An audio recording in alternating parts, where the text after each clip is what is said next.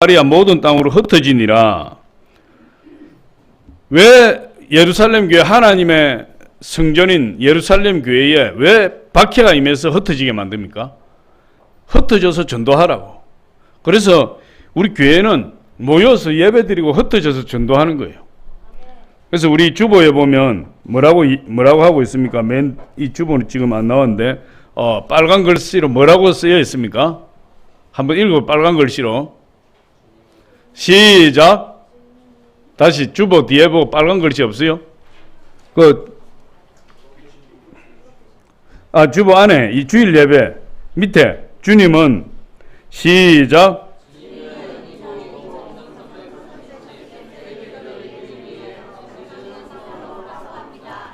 2020 3333개 비전을 이루기 위해 당신을 세상으로 파송합니다. 예배 끝나고 나면 전부 세상으로 나가는 거예요. 할렐루야. 세상으로 나가서 뭐 합니까? 전도하는 거죠. 2020이 뭐냐? 2020년까지. 올해가 2018년이죠. 3000이 뭐냐? 3000개의 셀. 300이 뭐냐? 300명의 슈퍼리더. 30이 뭐냐? 국내에 30개 교회 개척, 해외에 30개 교회 개척. 그게 3330. 하나님이 우리 교회 주신 세계 비전이에요. 할렐루야. 그러니까 2020년까지가 이제 3년도 안 남았어요. 3000개의 셀인데 우리 교회 지금 셀이 6개, 7개밖에 안 돼요. 3000개의 셀을 놓고 기도하고 있는데. 그런데 여러분, 이게 사람의 힘으로 이루는 것이 아니라 하나님의 능력으로 이루는 거예요. 우리가 그 꿈을 놓지 않고 끝까지 그 꿈을 붙들고 나가면 하나님이 3000개의 셀에다가 300명의 슈퍼리더에다가 30개의 국내 개척과 해외 개척을 이루는 그 비전을 반드시 이루게 해주시는 거죠. 그래서 교회는 예배를 드리고 주일날 예배를 드리고 나면 한 주 동안 세상으로 나가서 복음을 전해야 돼요. 그렇지 않으면 그 일을 안 하면 하나님이 교회에 박해를 주어서 교회를 흩어버리는 겁니다. 그래서 그 흩어진 사람들이 나가서 전도하는 거죠. 오늘 4절에 보니까 그 흩어진 사람들이 1절에서 4절로 연결하면 되죠. 1절에 보면 그 나라 예루살렘에 있는 교회에 큰 박해가 있어 사도 외에는 다 유대와 사마리아 모든 땅으로 흩어지니라. 그 흩어진 사람들이 두루 다니며 복음의 말씀을 전할세. 이렇게 이야기합니다. 교회에 핍박이 오기 전에 나가서 전해야 돼요. 여러분, 전도하지 않는 교회도 있고 선교하지 않는 교회가 있어요. 그런 교회는 교회라고 할 수 없는 겁니다. 선교하고 반드시 전도해야 하나님 기뻐하시는 교회가 돼요. 할렐루야. 그래서 하나님께서 가장 사랑하시는 게 뭐냐? 하나님 가장 기뻐하시는 게 뭐냐? 하나님을 가장 행복하게 기쁘게 해드리는 일이 뭐냐? 그건 바로 전도예요. 그래서 예수님이 이 세상에 오셔서 십자가에 못 박혀 죽으신 것도 전도하기 위해서 죽으셨고, 예수님 십자가에 못 박혀 죽으시기 전에도 제자들을 데리고 우리가 다른 마을로도 가자. 거기서도 전도하여야 하리니 내가 이를 위하여 왔노라. 이렇게 분명하게 말씀하시는. 전도하기 위하여 예수님 오셨다. 전도하기 위하여 예수 십자가에 죽으셨다. 그러면 우리에게 먼저 예수 믿게 하신 것은 아직도 예수 믿지 않는 사람들의 복음을 전해서 예수 그리스도를 믿게 하라. 그 사명을 우리에게 주신 거예요. 할렐루야. 예수님의 가장 큰 관심사, 하나님의 가장 큰 관심사가 뭐냐? 그게 바로 전도예요. 성경에 보니까 하나님이 세상을 이처럼 사랑하사 독생자를 주셨으니 이는 저를 믿는 자마다 멸망치 않고 영생을 얻게 하려 하심이라. 그렇게 이야기해요. 하나님의 관심은 뭐죠? 멸망하지 않고 전부 영생을 받는 거예요.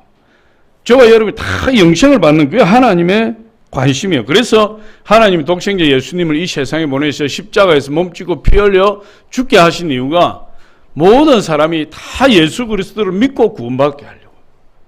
그 이유 때문에. 그래서 성경에 보니까 그를 믿는 자는 심판을 받지 아니하는 것이요 믿지 않는 자는 하나님의 독생자의 이름을 믿지 아니함으로 벌써 심판을 받은 것이라.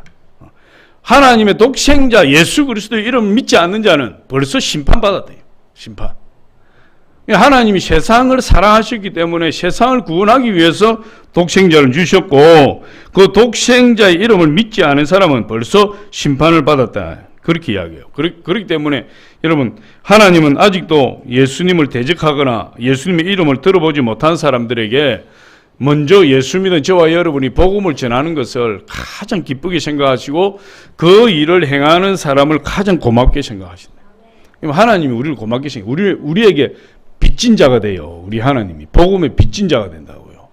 그래서 우리가 복음을 전하는 거, 그리고 예수 그리스도를 통해서 복음 구원받게 하는 거, 거기에 하나님의 가장 큰 관심이 있어요. 여러분, 선생님의 사랑을 받으려고 하면 공부를 잘하면 되고, 회사 사장님의 사랑을 받으려고 하면 일을 열심히 하면 되고, 부모님의 사랑을 받으려면 부모님의 관심을 이루어 드리면 되고, 하나님의 사랑을 받으려면 전도하면 돼요. 전도하면 하나님 그냥 사랑하시는 거예요. 기뻐서, 그 사람이 기뻐서 이뻐서 어쩔 줄을 모른다니까. 그냥 깨물어 주고 싶다. 깨물어 주고 싶다. 너무 이쁘면 막 깨물어 버리잖아요. 우리 하나님께 한번 깨물려 보세요. 얼마나 달콤한지. 하나님 깨물어 버린다니까. 전도하면 너무 예쁘고 너무 기뻐서. 할렐루야. 그래서 하나님의 가장 큰 관심인 영혼 구원에 헌신하는 사람을 당연히 하나님 사랑하시고, 사랑하실 뿐만 아니라 그 사람의 모든 필요를 다 채워주시고 축복하시는 거죠. 하나님의 가장 큰 관심, 영혼 구원이에요. 여기에 우리가 주력해야 되는데, 성경을 보니까 영혼 구원 전도를 위해서 하나님 성령까지도 부어주셨다. 그렇게 이야기해요. 성령을 왜 주셨느냐? 전도하라고. 영혼 구원하라고. 그래서 성경은 누가복음 4장 18절로 19절에 보니까, 우리 같이 한번 보여주세요.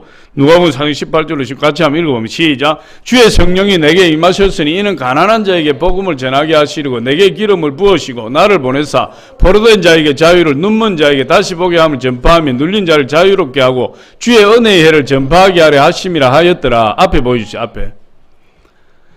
주의 성령이 내게 임하셨으니 어떻게 한다고요? 이는 가난한 자에게 복음을 전하게 하시려고. 하나님이 우리에게 성령을 왜 주시는 거죠? 복음을 전하게 하시려고. 복음을 전하게 하시려고. 그래서 성령을 폼으로 주시는 것이 아니에요. 능력 맞다고 어디 가서 뻑이라고 주시는 게 아니고, 성령을 주신 것은 복음을 전하여 죽어가는 사람들에게 하나님께로 인도할 수 있도록 그 성령을 주셨다. 성령을. 그러니까 성령도 하나님이 전도하기 위해서 우리에게 주셨다. 그래서 성령님은 하나님 보좌를 떠나서 오늘 교회 가운데 와 계시고 성도 여러분 가운데 와 계셔서 능력을 주시고 그 성령의 능력으로 복음을 전하도록 하시는 거예요. 그래서 성령이, 오직 성령이 너에게 임하시면 너희가 권능을 받고 예루살렘과 온 유대와 사마리아와 땅끝까지 이르러 내 증인이 되리라. 증인이 된다는 것은 전도자가 된다는 거예요. 성령을 주신 목적도 전도하라. 할렐루야. 그렇게 이야기를 해요. 그래서 하나님께서 우리 성도들이 나가서 전도하면 성령의 충만함을 더해주시고 능력도 주시고 그렇게 하시는. 오늘 전도자 빌립을 통해서 보니까 전도자 빌립을 통해서 성령의 능력이 엄청나게 나타나고 하나님이 너무나 기뻐하셔서 하나님 기적과 표적을 일으켜 주시는. 그래서 오늘 전도자 빌립을 통해서 우리가 어떻게 하나님의 궁극적인 관심사인 전도에 헌신할 수 있는지 몇 가지 알아보려고 합니다. 첫 번째로 빌립은 예수 그리스도를 잘 알았어요. 그럼 전도자가 되려면 누구를 전하는 거죠? 예수 그리스도를 전하는 거죠. 그러면 예수 그리스도에 대해서 알아야 되는 거예요. 예수 그리스도를 만나야 되고 예수 그리스도를 알아야 돼요. 그런데 오늘 성경에 보니까 빌립이 이 예루살렘을 떠나서 예루살렘 교회에 핍박이 임해서 예루살렘 교회를 떠나서 사마리아 땅으로 갔다 그랬어요. 사마리아 땅은 이방인으로 취급하는 팔레스타인 안에 있는 땅이에요. 거기는 저 시리아 민족과 혼합 족속이 살고 있는 그런 곳이. 그래서 유대인들은 사마리아 사람들 개라고 이야기합니다. 유대인은 취급도 하지 않죠. 그런데 이 빌립 집사가 사마리아 땅으로 복음을 전하러 갔다 이렇게 이야기하고 있어요. 그런데 이 빌립이라는 사람은 사도가 아니에요. 주의 종도 아니에요. 평신도예요. 예루살렘 교회 7집사를 선택할 때 7집사 가운데 선택된 사람 중에 하나가 빌립 집사예요. 그런데 이 빌립 집사가 이 사도도 아니고 주의 종이 아닌데도 불구하고 그가 성령과 말씀에 충만했다. 성령과 말씀에 충만해서 그 성령과 말씀 복음을 들고 사마리아 땅에 가서 복음을 전하는데 그것에 놀라운 기적이 일어나는 것을 우리가 볼 수 있는 겁니다. 오늘날 많은 사람들이 자기도 예수 그리스도를 잘 알지 못하고 예수 그리스도를 전하지 못해요. 모르니까 전하지 못하는 겁니다. 할렐루야. 그래서 우리가 하나님의 말씀을 공부해야 되고, 그리고 말씀으로 예수 그리스도를 알 뿐만 아니라 인격적으로 예수 그리스도를 만나서 예수님 알아야 돼요. 인격적으로 예수님을 만나야 구원도 있어요. 할렐루야. 요즘 크리스찬들의 문제가 뭐냐?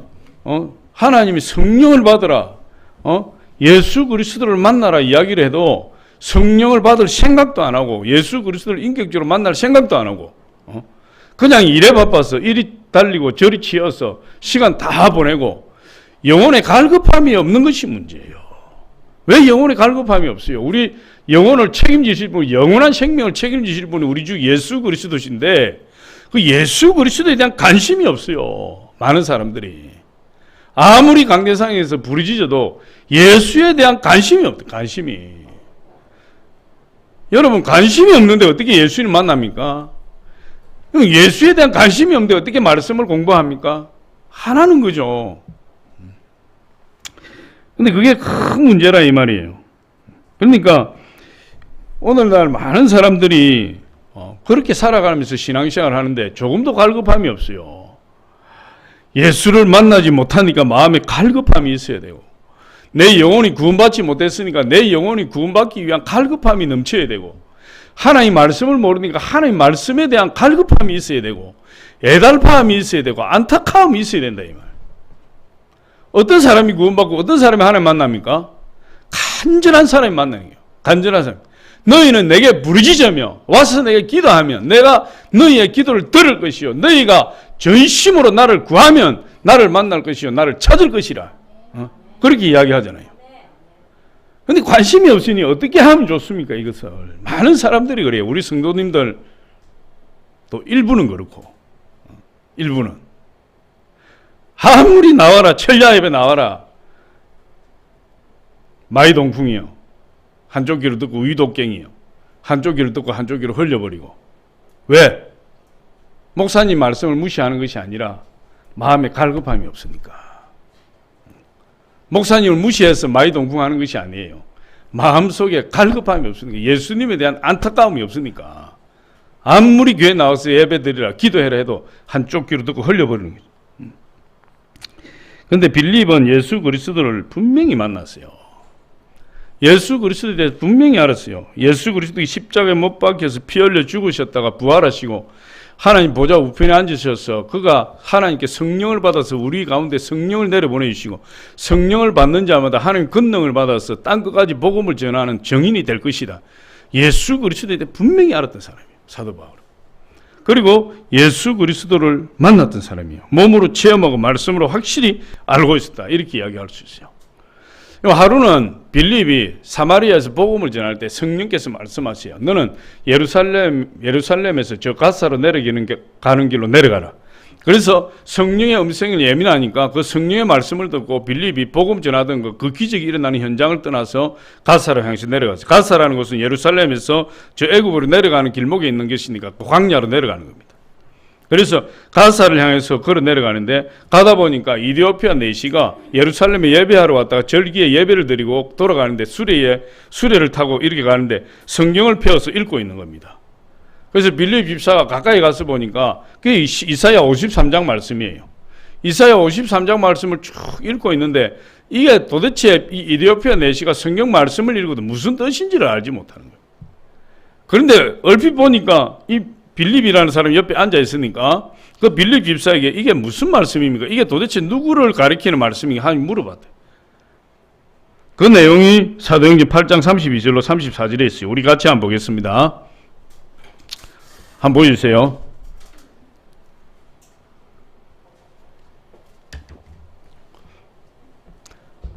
시작. 일론 성경 구절은 이것이니 일러스되 그가 도살자에게로 가는 양과 같이 끌려갔고 털 깎는 자 앞에 있는 어린 양이 조용함과 같이 그의 입을 열지 아니하였도다. 다음. 그가 굴욕을 당했을 때 공정한 재판도 받지 못하였으니 누가 그의 세대를 말하리요. 그의 생명이 땅에서 빼앗김이로다 하였거늘. 다음. 그 내시가 빌립에게 말하되 청컨대 내가 묻노니 선지자가 이 말한 것이 누구를 가리킴이냐 자기를 가리킴이냐 타인을 가리킴이냐 이렇게 말하고 있어요. 이사야 53장 말씀인데 이 말씀을 이디오피아 내시가 예배를 드리고 가면서도 그 성경 말씀을 읽는데 도대체 이게 무슨 말씀인지 몰라요. 도살자에게 끌려가는 양과 같이 끌려가는 사람이 도대체 누구냐? 이 글을 쓴 사람이냐? 안 그러면 다른 사람이냐? 이 사람이 도대체 누구냐? 그리고 도살자에게 끌려가는 양과 같이 끌려간다는 것이 도대체 무슨 말이냐? 무슨 말이냐? 말씀을 읽어도 모르는 거예요. 그런데 빌립 집사가 옆에서 그 말씀을 풀어줘요. 그 빌립 집사가 아주 지혜롭게 성경을 풀어서 예수 그리스도를 설명했다. 우리 8장 35절 한번 봅니다. 8장 35절 시작. 빌립이 입을 열어 이 글에서 시작하여 예수를 가르쳐 복음을 전하니.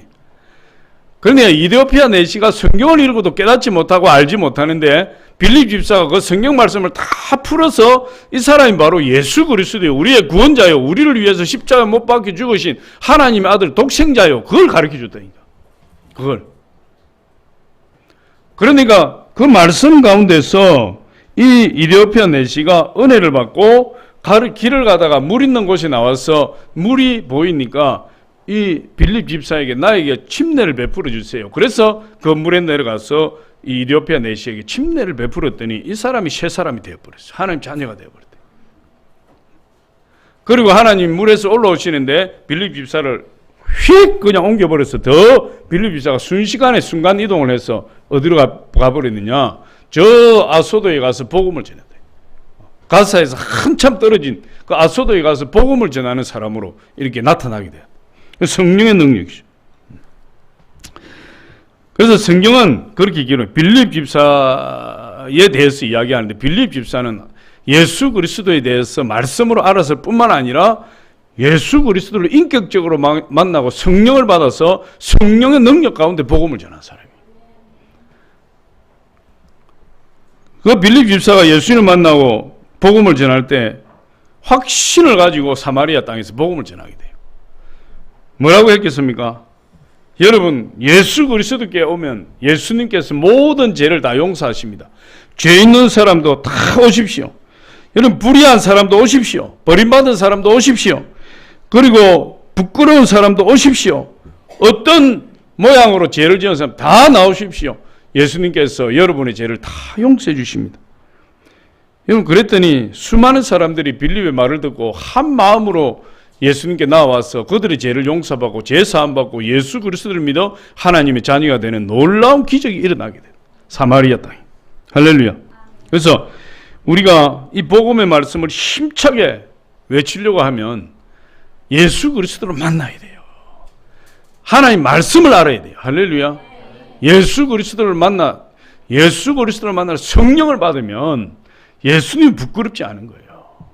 복음을 전하는데 많은 사람들 앞에서 예수 그리스도를 부르는 것이 부끄러워서 예수님을 전하지 못합니다.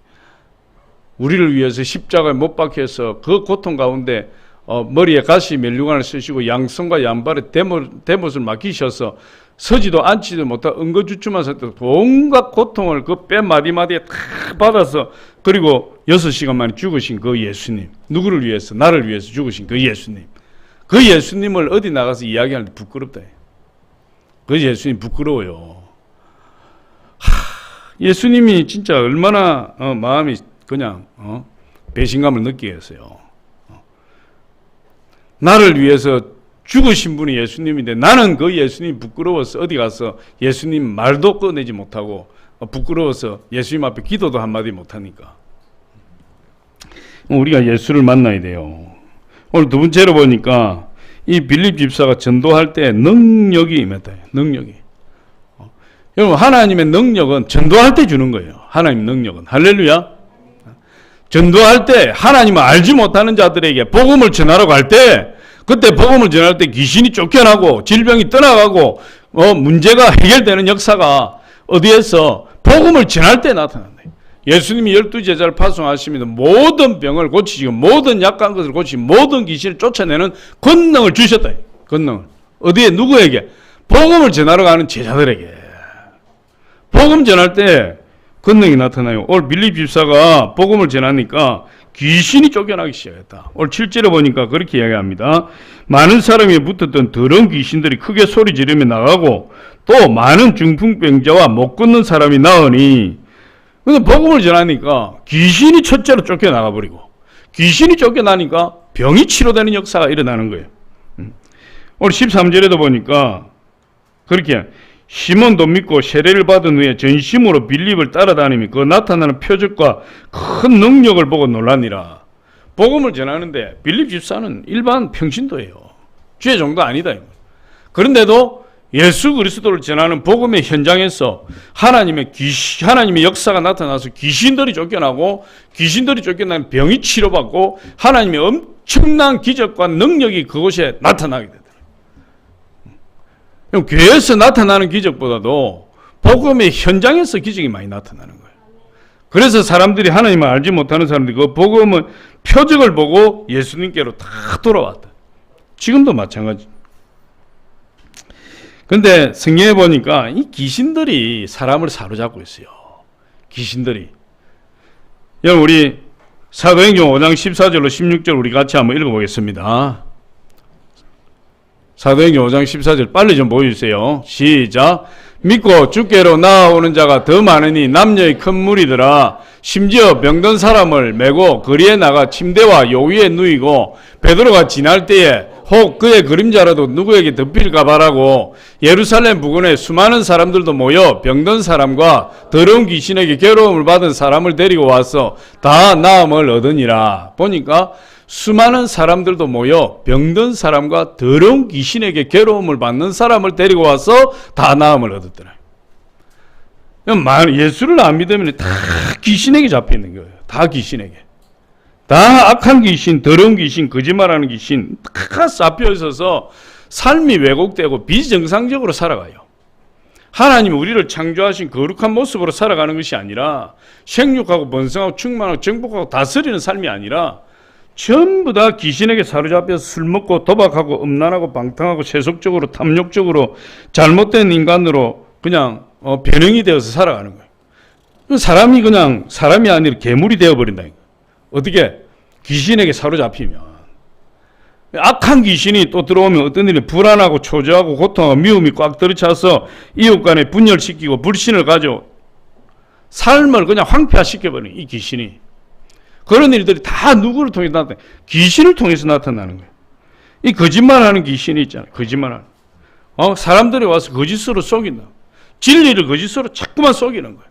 이 사단은 거짓이 압이에요. 거짓이 압이. 하는 말마다 전부 거짓이고 가르치는 것마다 전부 거짓된 진리를 가르친다. 그런데 예수 그리스도를 알지 못하면 전부 거짓된 진리에 사로잡혀 살아가는 그것이 진리인 줄 알고, 사단이 하는 말이 전부 올바른 말이냐, 그 사단의 말을 쫓고 사단의 말에 꼬여서 살아가게 되니까 인생이 결국은 파멸된다. 도둑이 오는 것은 도둑질하고 죽이고 멸망시키는 것이요, 내가 온 것은 양으로 생명을 얻기 더 풍성히 얻게 하려 함이라. 예수 그리스도를 만나야 진리 가운데 거하고 우리의 삶이 풍성하게 되는데, 예수 그리스도를 만나지 못한 귀신에게 사로잡혀서 모든 도둑질을 당하고 죽임당하고 멸망당하고, 그게 여러분 예수 안 믿는 사람들의 어떤 현 상태예요. 요한복음 8장 44절 우리 한같이 한번 시작. 너희는 너희 아비 마귀에게서 났으니 너희 아비의 욕심대로 너희도 행하고자 하느니라. 그는 처음부터 살인한 자요, 진리가 그 속에 없으므로 진리에 서지 못하고 거짓을 말할 때마다 제 것으로 말하나니 이는 그가 거짓 말쟁이요 거짓의 아비가 되었음이라.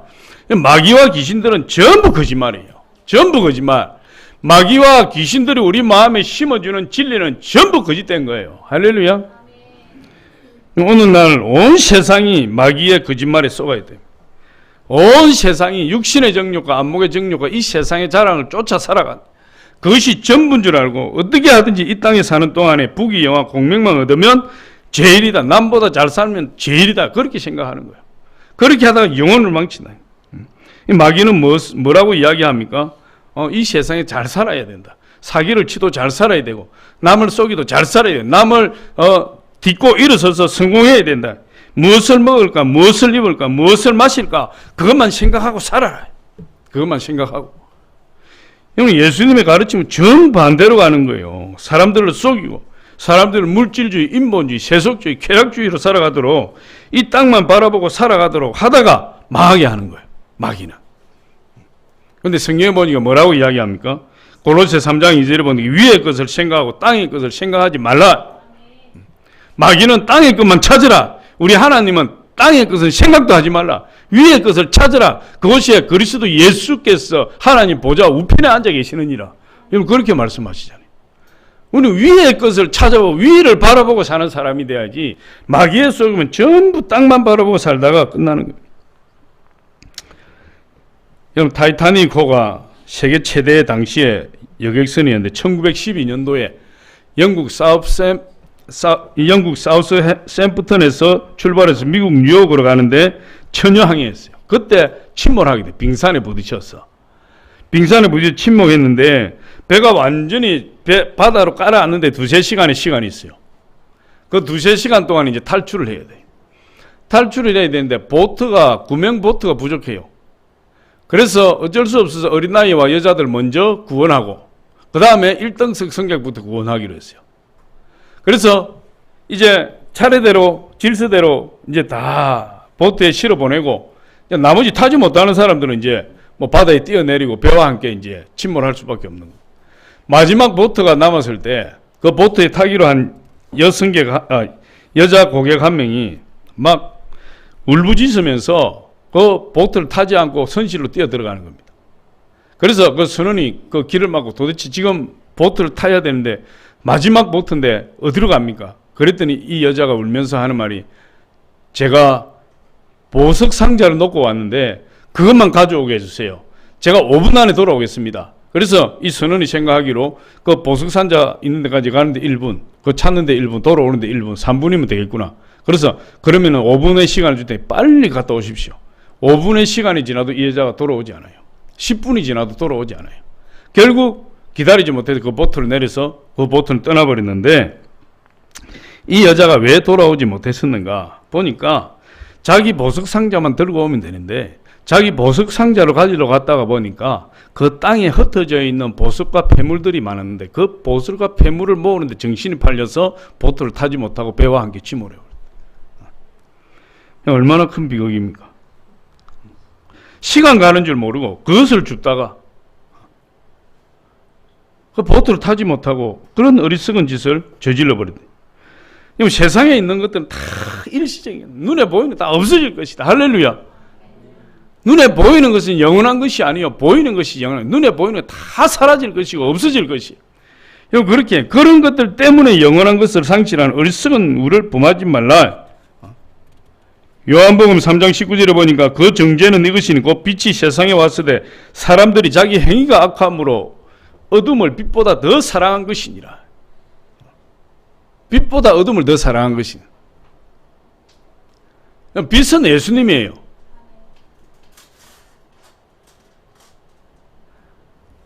세상을 사랑하다가 예수님을 놓쳐버린다니까. 세상을 사랑하다가. 귀신에게 사로잡히면 다 이렇게 돼요. 귀신에게 사로잡히면 뭐가 중요한지 뭐가 귀한지 그것이 다 뒤집어져요. 예수님보다 세상을 더 사랑하게 됩니다. 이것이 성경은 악이라고 이야기하는데 이 사실 때문에 하나님의 심판을 받게 되는 거죠. 그것을 깨우쳐 주는 것이 전도예요. 당신이 그렇게 살다가는 망합니다. 당신이 돈을 믿고 살지만 그렇게 살다가는 반드시 망합니다. 회개하고 예수를 믿으십시오.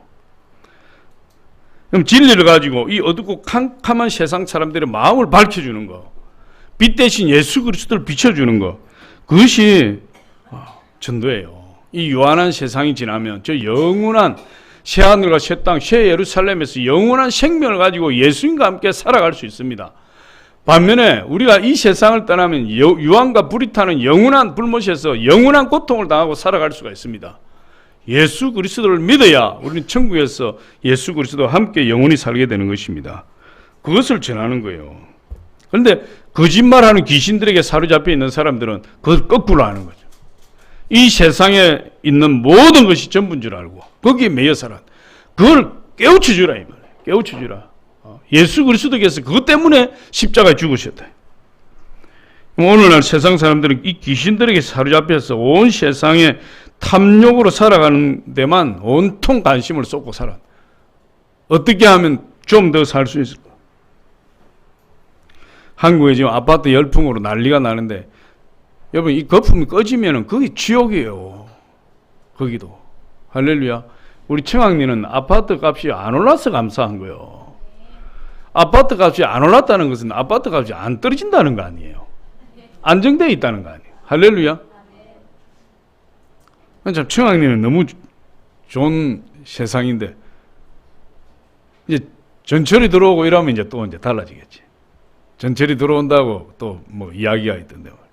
할렐루야. 전철이 들어오면 청학리보다 살기 좋은 데가 없는 것 같아, 내가 볼 때. 전철 타고 몇 정거장만 가면 뭐 서울 어디든 갈 수 있고, 벨레도 갈 수 있고, 진접도 갈 수 있고, 여정부도 갈 수 있고, 포천 다 갈 수 있다. 양주도 갈 수 있고. 용암리 얼마나 살기도 그 공기 좋은지 알 수 없어요. 할렐루야. 청학리로 다 이사 오세요. 할렐루야. 마귀는 온통 세상적인 것에만 관심을 가지고 살아라 이렇게. 그래서 정상적인 삶을 못 살게 해요. 마귀가.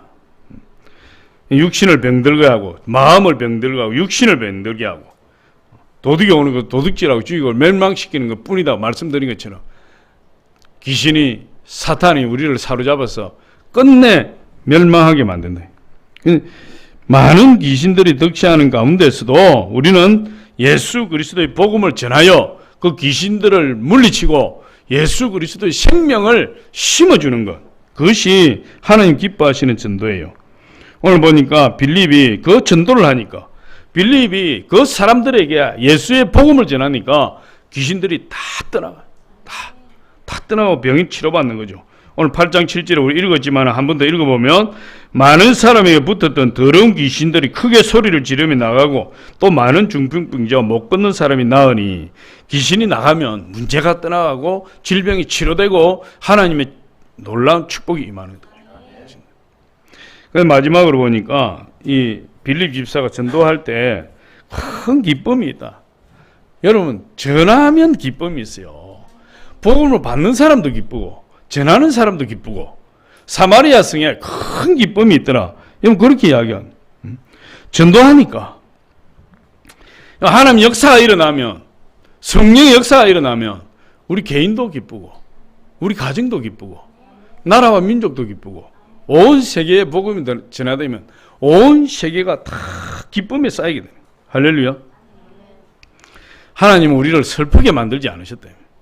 예수 믿는 사람은 항상 얼굴이 기뻐야 돼요. 그냥 얼굴이 막 우울하고 꼭 막 폭발할 것처럼 화가 난 얼굴로 잔뜩 하고 있고 막 어디 누구한테 맞은 것처럼 막 슬픔에 찌들어 있고 그러면 안 돼. 우리 항상 기쁘고 즐겁고 행복하게. 할렐루야. 나는 기쁘고 즐겁고 행복한 사람입니다. 당신은 기쁘고 즐겁고 행복한 사람입니다. 할렐루야. 왜 그러느냐? 우리가 하나님 모양과 형상을 닮았다 이 말이에요. 우리 하나님이 우울한 분이 아니에요. 우리 하나님 슬픈 분이 아니에요. 우리 하나님 고통스러운 분이 아니에요. 우리 항상 하나님은 삼위일체, 하나님이 사귐과 교통이 있고 우리 성도들과 사귐과 교통이 있어서 항상 기쁘고 즐겁고 행복한 분이 우리 하나님이에요. 여러분 시편 16편 1절에 보니까 한번 보여주세요. 시편 16편 11절에 보니까 이렇게 시작. 주께서 생명의 길로 내게 보이시니 주의 앞에는 충만한 기쁨이 있고 주의 오른쪽에는 영원한 즐거움이 있나이다. 하나님 앞에는 충만한 기쁨이 있고 하나님의 우편에는 영원한 즐거움이 있다. 그래서 우리는 기쁘고 즐겁고 행복하다. 할렐루야. 저와 여러분 기쁘고 즐겁고 행복해야 돼요. 우리가 예수 그리스도를 믿어서 성령에 사로잡힌 하나님의 자녀라면 우리는 기쁘고 즐겁고 행복한 사람입니다. 그래서 우리 하나님의 형상대로 지원받았기 때문에 그래요. 그런데 세상 사람들은 하나님을 알지 못하고 마귀에게 사로잡힌 사람들은 어떻게 살아갑니까? 기쁨을 잃어버리고 슬픔으로 꽉 들어차 살아가고 있는 거예요. 하나님을 알지 못하기 때문에 그래요. 하나님을 알지 못하는 사람은 기쁨을 알지 못해요. 그래서 예수님께서 이렇게 내가 너희에게 기쁨을 주노니 기쁨을 빼앗을 자가 없을 것이다. 예수님 우리에게 뭘 주신다고요? 기쁨을 주시는 거예요. 그럼 예수를 만나보세요. 기도 가운데 예수님 만나보세요. 얼마나 기쁜지 이 세상이 주는 기쁨은 아무것도 아니에요. 진정한 기쁨 아니에요. 불순물이 없는 기쁨이에요. 걱정이 없는 기쁨이에요. 할렐루야. 우리 세상적인 기쁨은요, 그 기쁨 가운데서도 걱정한다니까. 내가 부자가 되어도 부자가 된 그것 때문에 걱정하고, 돈을 많이 벌어도 돈이 많이 벌은 그것 때문에 걱정하고, 없어도 없는 것 때문에 걱정하고, 있어도 있는 것 때문에 걱정하고, 얼마나 모순되었습니까? 마귀가 주는 거기 때문에 그래요. 그런데 하나님이 주시는 것은 내 마음속에 세상이 주지 못하는 기쁨을 주신다. 불순물도 없고 조금의 그늘도 없는 온전한 기쁨을 주시는 거예요. 요한복음 16장 22절에 보여주세요. 지금은 너희가 근심하나 내가 다시 너희를 보리니 너희 마음이 기쁠 것이요 너희 기쁨을 빼앗을 자가 없으리라. 하나님은 우리의 기쁨을 주신 기쁨을 빼앗을 자. 항상 우리는 기쁘고 즐겁고 행복한. 할렐루야. 우리 기뻐야 돼요. 근데 이 세상에 기쁨을 막는 원수들이 얼마나 많습니까?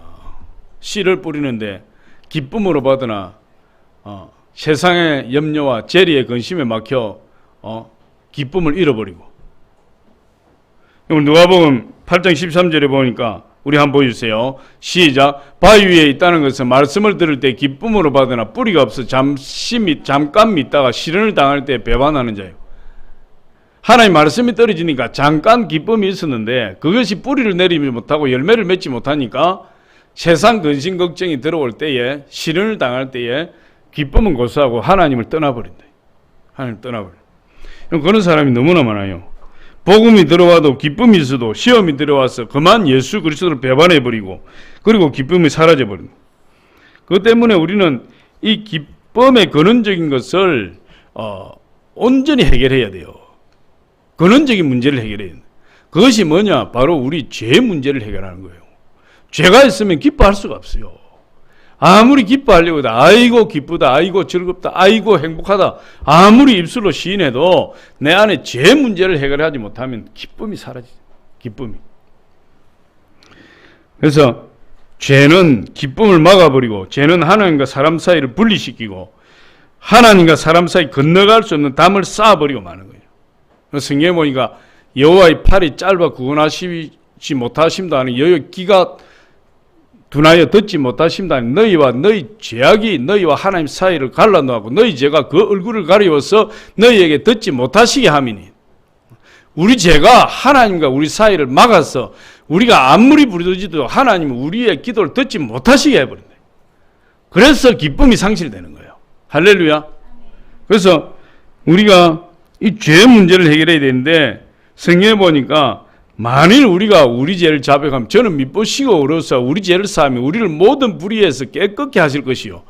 우리가 하나님 앞에 나아가서 예수님 앞에 나아가서 우리의 죄를 자백하면 하나님 아버지 앞에 내 죄를 내려놓으면 하나님 그것을 기쁘게 여기셔서 우리 죄를 용서하시고 우리를 모든 불의에서 깨끗하게 하신다. 깨끗하게. 그럼 죄 문제가 해결이 안 되면 기쁨이 없어요. 죄 문제가 해결이 안 되면 우리의 평강이 없어요. 우리의 즐거움이 없어요. 행복이 없어요. 죄 문제가 해결이 안 되면. 그래서 우리가 마음의 근심과 근심이 임하고 기쁨이 사라지면 그 후속적인 조치로 뭐가 따라오는 겁니까? 질병이 생기는 거예요. 마음의 근심, 스트레스 이것이 우리를 짓눌러서 마음의 질병이 육체의 질병으로 나타나 버린다. 그런데 오늘 말씀을 보니까 복음을 전하니까 뭐가 쫓겨나가요? 귀신들이 쫓겨나간다. 귀신들이 쫓겨나가니까 뭐가 치료가 됩니까? 중풍이 치료가 안전자가 일어나면 질병이 떠나가고 질병이 치료받는 역사가 임하는 거예요. 죄 문제가 해결되는 거예요. 죄 문제가. 할렐루야. 그래서 저와 여러분이 하나님을 기뻐하고 우리 마음의 병, 육체의 질병을 고침받기 위해서도 하나님 앞에 죄를 회개하면 우리 마음의 기쁨이 회복되어서 여러분 우리 마음의 기쁨은 양약이 된다. 즐거움은 양약이 된다. 여러분 우리 잠언서 17장 22절 한번 보겠습니다. 시작. 마음의 즐거움은 양약이라도 심령의 근심을 뼈를 마르게 하는. 여러분 심령의 근심은 뼈를 마르게 하고 뼈가 마르는데 병이 안 걸리겠어요? 그런데 마음이 기뻐하면 어떻게 돼요? 양약이 되어서 우리의 모든 질병을 다 치료하는 거예요. 어제 안수 집사님이 우리 이중환 안수 집사님 저한테 동영상을 하나 보내주셨다. 동영상을.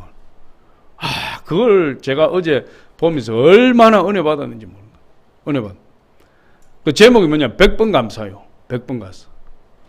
100번, 하루에 100번 감사하기. 오늘 저는 여러분에게 제안하는데, 여러분 감사 노트를 하나 마련하세요. 감사 노트. 근데 거기에 엄마와 딸이 나오는데, 이 엄마와 딸이 성격이 똑같고 사사건건 시시비비를 가리는 아주 꼬장꼬장한 성격이 둘 다. 그러니까 엄마하고 딸하고 원수가 되었어요. 항상 부딪히고, 네가 이렇게 살면 안 된다. 그렇게 이야기하면 딸은, 그래서 엄마는 그렇게 살아서 지금 이 모양 이 꼴이냐고 이렇게 따지고, 막 서로 막 부딪히고 싸우고 원수처럼 지내는 거예요. 그런데 그 엄마가 이 만성 골수성 백혈병에 걸려서 3개월 시한부 인생을 선고받았어요. 그 2번이나 선고를 받았어요. 얼마나 심했던지 항암제를 쓸 수가 없어요. 항암제 부작용이 너무 심해서. 그러니까 그 고통 가운데 그냥 죽는 거예요. 그런데 이 딸이, 엄마가 이 백혈병 걸리고 나서 어떤 이 강의에 참여했는데, 하루에 100번 감사하면 인생이 바뀐다. 그 이야기를 들은 거예요. 이 딸이 인생에 바뀌는 게 무엇인지를 몰라서 어떻게 하는, 인생이 바뀌는 것이 무엇인가 해서 하루에 100번 감사를 쓰기 시작했다. 하루에 100번 감사를 어떻게 쓰느냐? 한 자리 쓰는 것이 아니고, 그냥 화장실, 예를 들어서 화장실에 가는데 변이 쑥 변이 쑥 나오니까 감사하다. 시간이 남아서 커피 한 잔 마신다. 커피 한 잔 마실 돈이 있어서 감사하다. 커피 한 잔 마실 여유가 있어서 감사하다. 그냥 길을 가다가 생각나면 한 줄 쓰고, 또 휴식을 취하면서 하나 쓰고, 또 집에 앉았다가 하나 쓰고, 생각날 때마다 하루에 100가지 감사를 쓰는 거예요. 근데 이 엄마가 백혈병에 걸리고 나서 이 딸이 엄마한테 100가지 감사를 써서 보냈어요. 근데 100가지 감사를 써야 되는데 100가지를 쓸 수 있을까 했는데, 쓰다 보니까 100가지를 더 쓰게 되더라고요. 근데 100가지 감사를 쭉 써서 보냈는데, 그 엄마가 그걸 보고 감동을 한 거예요. 그 100가지 감사를 써보낸 것을 액자를 해가지고 가보로 간직해버린 그 엄마가. 그러면서 엄마가 감동을 받아서 그때부터 그 엄마가 100가지 감사를 쓰기 시작했어요. 100가지 감사를 쓰는데 희한한 것이, 약을 바꾼 것도 아니고 의사를 바꾼 것도 아니고 똑같은 치료, 똑같은 병원을 다니는데 그때부터 몸이 좋아지기 시작해요. 하루에 100가지 감사를 하는데, 나중에 영상 말미에 그 병원의 담당 주치의를 찾아가서 진단을 받는 걸 보니까 이 프로그램이 쭉 나와 있는데 백혈구 수치가 쭉 내려와서 그 프로그램에 5가 있으면 정상인데 이 쭉 내려서 5 밑으로 0에 가까이 됩니다. 의사가 하는 말이, 약을 안 써도 됩니다. 약을 안 써도 거의 완치가 됐다시피 하다 지금.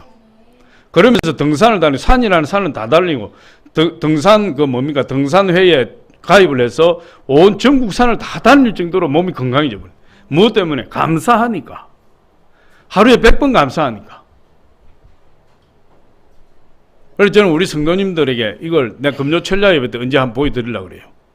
우리 감사 노트를 하나 만들어서 여러분 하루에 100가지를 쓰든지 200가지를 쓰든지, 감사를 쓰면 내가 바뀌어버리고, 내가 바뀌면 가정이 바뀌어버리고, 환경이 바뀌어버리고, 모든 것들이 다 긍정적으로 바뀌어버리냐. 할렐루야. 마음의 즐거움은 양약이 된다. 마음이 좀, 감사라니 내 성격이 부들부들해져 버려. 감사라니 내 마음이 푸근해져 버려. 감사라니 상대방을 이해하게 돼 버려. 할렐루야. 그래서 감사 노트를 여러분 하나 사세요. 그래서 매일 감사를 적어보세요. 그 어려운 거 아니에요. 생각나면 적는 거예요. 생각나면. 내가 감사를 적어야지 하고 앉아서 5분 10분 동안 고민해서 적는 것이 아니고, 생각이 떠오르면 그건 감사 적는 거예요. 그 습관이 되면 하루에 100개 200개 적을 수 있다. 습관이. 항상 내 입에서 감사가 떠나지 않는 거예요. 기쁨의 삶. 이 기쁨의 삶이 우리에게 힘이 된다고 이야기하고 있어요. 느헤미야 8장에 보니까 이 느헤미야 선지자는 예루살렘 성이 다 무너지고 70년 바벨론 포로에서 이스라엘 백성들을 3차 귀환할 때 지도자로서 온 사람이. 그런데 와보니까 막 성벽이 무너지고 그냥 예루살렘 옛 성터가 막 여우들이 다니고 폐허가 다 돼버렸다. 그런데 이스라엘 백성, 낙심해 있는 귀환한 이스라엘 백성들을 향해서 이 느헤미야 선지자가 여호와를 기뻐하는 것이 너희의 힘이라. 하나님을 기뻐하자. 하나님. 느헤미야 8장 10절 한번 보여주세요. 야훼를 기뻐하는 것이, 제가 잘못됐나 본데. 여호와를 기뻐하는 것이 너희의 힘이라 이렇게 이야기하고 있어요. 이제 제게 해주세요. 여기 있네. 빨리 뭐 잘못 보냈지 아까. 우리 같이 한번 읽어보면 다시 보여주세요. 시작. 이날은 우리 주의 성일이니 근심하지 말라. 여호와를 인하여 기뻐하는 것이 너희의 힘이니라. 아무리 절망적인 상황에서도, 예루살렘 도성이 전부 폐허가 되어버린 상황에서도, 여우가 올라가도 무너질 정도로 허약한 예루살렘 도성이라도 하나님의 성의를 지키고 하나님을 예배하고 하나님을 기뻐하는 자, 그것이 우리의 힘이 된다. 힘이 된다. 할렐루야. 그 하나님을 의지하고 믿음으로 나가면, 성경에 보니까 10편 37편 4절에 보니까 또 여호와를 기뻐하라. 제가 내 마음의 소원을 내게 이루어 주시리로다. 하나님을 기뻐하는 거예요. 여러분, 이 기쁨은 하나님이 주시는, 우리에게 주시는 위대한 삶의 원동력이 되신, 원동력이 된다. 큰 힘이 되는 거죠. 우리 이 마음속에 기쁨을 간직하게 되면, 여러분, 환경이 변하고 문제가 떠나가고 질병이 치료되고 놀라운 역사가 일어나게 돼요. 그런데 이 기쁨이 어디에 임하느냐? 복음 전할 때, 예수 그리스도를 증거할 때 내 마음에 큰 기쁨이 있고, 예수 그리스도를 받는 사람들이 그 마음에 큰 기쁨이 있고, 예수 그리스도가 언급되는 그 현장에 큰 기쁨이 임하고, 할렐루야. 그 가정에서 가정 예배를 드리면 그 가정에 큰 기쁨이 임하게 되고, 주일날 이렇게 모여서 예배를 드리면 여기에 큰 기쁨이 임하게 되고, 할렐루야. 어디에 가서, 직장에 가서 내가 예수 그리스도를 전하게 되면 그곳에 큰 기쁨이 임하게 되고, 기쁨이 임하면 질병도 떠나가고 문제가 해결되고, 여러분, 기뻐하는 것은 하나님의 뜻이라. 기뻐하는 것이 너희의 힘이라. 기뻐하라. 그래야 제가 내 마음의 소원을 내게 이루어 주시리라. 하나님 말씀하시잖아요. 복음 전할 때 기쁨이 있어요. 성경에 보면 쉬지 말고 기도해라. 범사에 감사하라. 이는 그리스도 예수 안에서 너희를 향하신 하나님의 뜻이니라.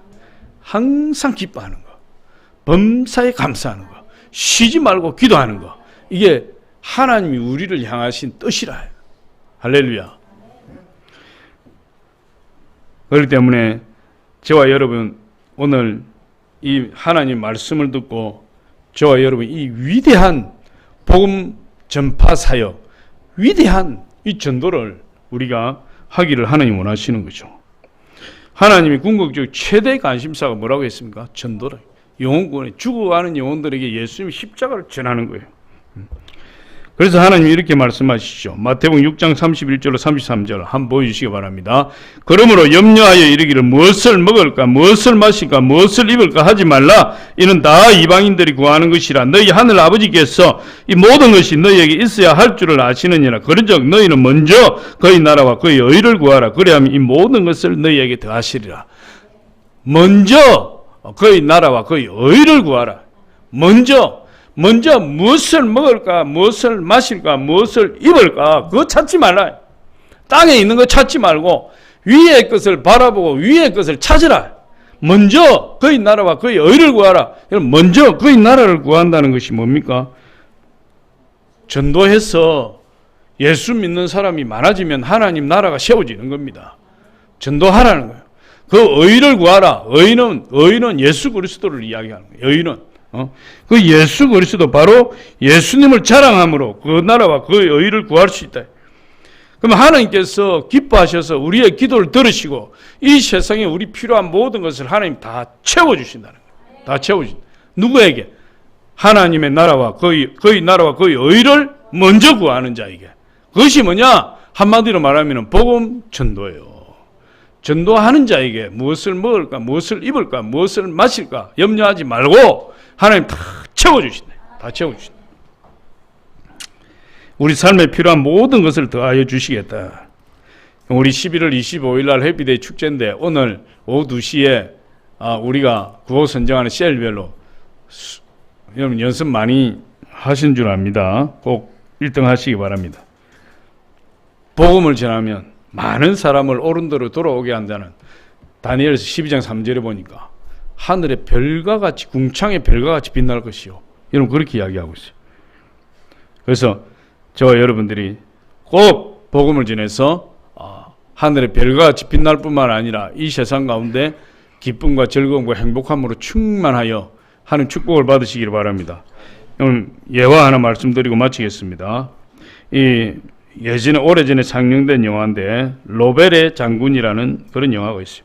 이 영화의 내용은 뭐냐면 독일 나치에 저항하는 프랑스의 레지스탕스들에 대한 이야기예요. 독일 나치에 대항해서 프랑스 레지스탕스들이 발음 알아듣습니까? 레지스탕스. 그 레지스탕스들이 이렇게 독립 저항 운동을 벌이는 거죠. 그런데 수많은 레지스탕스들이 잡혀서 독일군의 고문을 당하고 이제 마지막으로 사형을 처하는 겁니다. 형장 이슬로 사라지는 거예요. 자기 나라와 민족을 구하기 위해서 그렇게 저항을 하다가. 그런데 레지스탕스들이 많이 체포가 된 어느 날 그 레지스탕스 가운데 어떤 한 사람이 막 울부짖으면서 고함을 쳐요. 나는 레지스탕스가 아닙니다. 나는 한 번도 독일군에 저항한 적이 없습니다. 나는 그저 장사하는 사람에 불과할 뿐입니다. 그런데 뭐가 잘못되어서 나를 이렇게 붙들어 왔습니까? 나를 해방시켜 주십시오. 나는 레지스탕스가 아닙니다. 막 울부짖으면서 그렇게 했어요. 그런데 그와 함께 이 잡혀왔던 레지스탕스 가운데 한 사람이 그 울부짖는 사람에게 이렇게 나직하게 이야기했어요. 당신은 아무것도 하지 않았다고 말했습니까? 그 한 가지 이유만이라도 당신은 죽음 마땅한 것입니다. 피비린내 나는 전쟁이 5년 동안이나 계속되었습니다. 이미 수백만의 사람이 피를 흘리면서 죽었습니다. 많은 도시가 파괴되었습니다. 조국과 민족은 멸망 직전에 놓였습니다.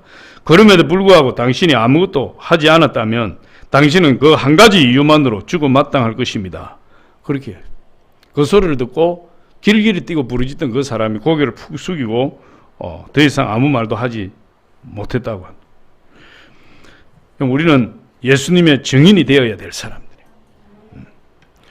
혹시 우리에게도 아무것도 하지 않는 것, 그것이 아무것도 하지 않는 죄가 없는가? 우리에게 돌아봐야 돼요. 우리의 이웃이 죽어갈 때, 우리 일가 친척이 죽어갈 때, 우리의 주변 도시가 죽어갈 때 그냥 무관심하게 지나치지는 않았는가? 때를 얻든지 못 얻든지 복음을 전하라고 하신 예수 그리스도의 말씀을 마이동풍처럼 그냥 흘려보내버리지 않았는가? 우리가 이 고귀한 사명인 이 복음을 전하며 예수 그리스도의 사랑을 실천해야 될 줄 믿습니다. 에스겔 3장 17절에 인자야 내가 너를 이스라엘 족속의 파수꾼으로 세웠으니 너는 내 입의 말을 듣고 나를 대신하여 그들을 깨우치라. 그렇게 말씀하고 있습니다. 우리 기도하겠습니다. 아버지 하나님 감사합니다. 오늘 주님께서 함께해 주셔서 하나님 전도자 빌립을 통해서 우리에게 큰 은혜를 주심을 감사합니다. 아버지 하나님 우리가 복음을 전하고